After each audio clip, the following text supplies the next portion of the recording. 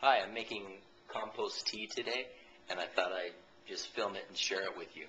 I'm sitting next to my worm bin, and there's a lot of great videos on YouTube about making these bins, so I won't go into that, but I'll at least show you the bin and then go on to make the compost tea, which there's also a lot of great videos on YouTube about making this, but this is at least our way of making it.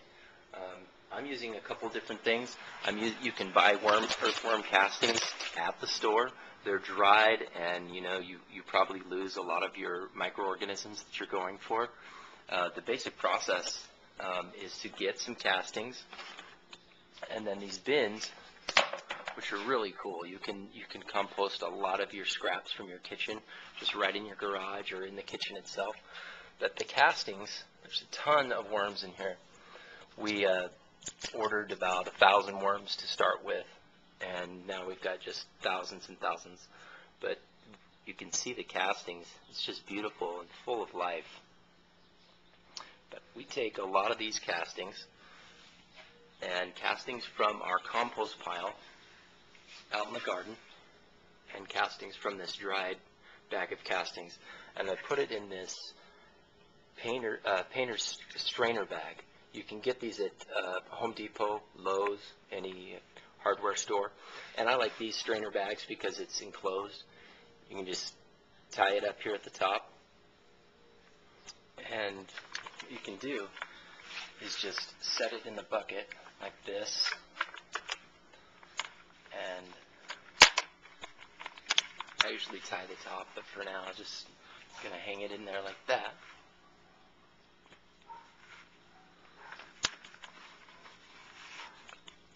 And basically just submerge it, and I'll submerge it a little better later after I'm done filming. But just to continue with the video, what I have here is an air pump.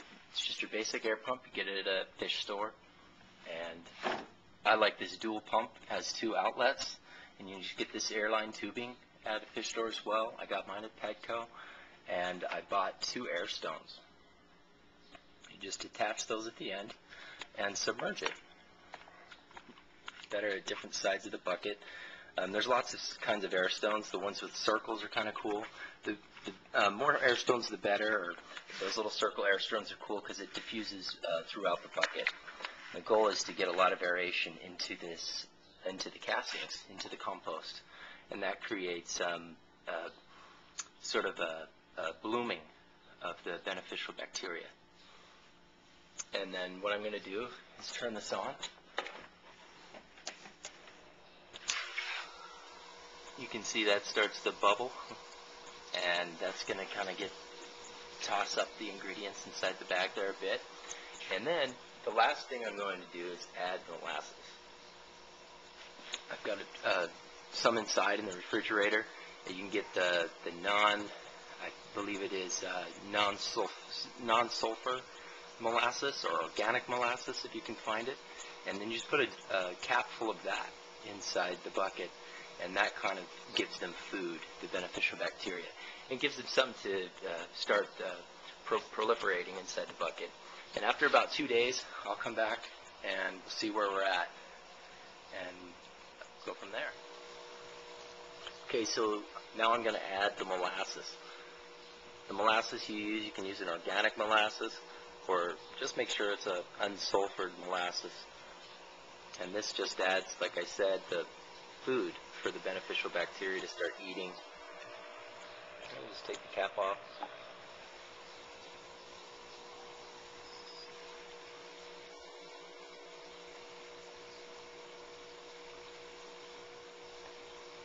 That's thick stuff. That should do it. This is all new to me, but I've done this a couple times.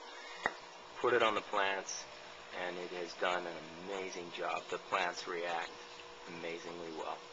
So we'll come back in a couple days and see the froth that has occurred. Okay, it's 2 days later, and here is the foamed up earthworm castings and compost.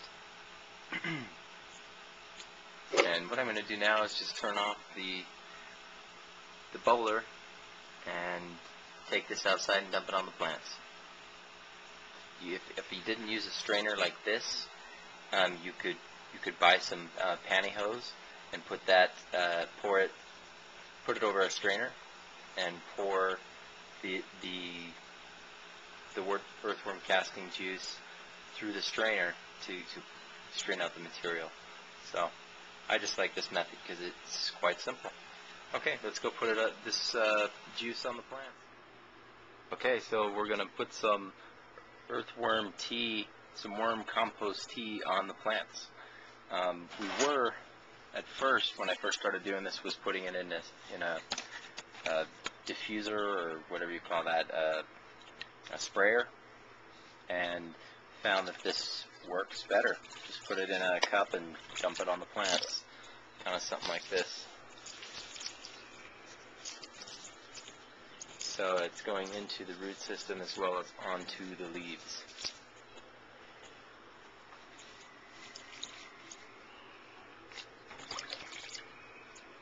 You can see with the tomato plant,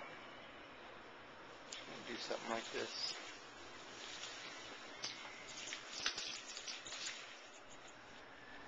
You can see how that just soaks right in at the bottom.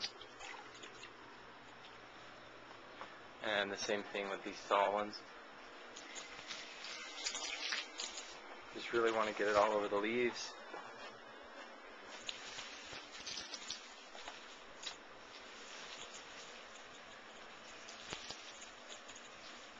Supposedly this puts a biofilm on the leaves so that when bugs come and want to eat the leaves, because of the biofilm on the leaves, they are repulsed by it or can't eat it, or whatever goes on. So anyway, I'm going to concentrate on spreading this.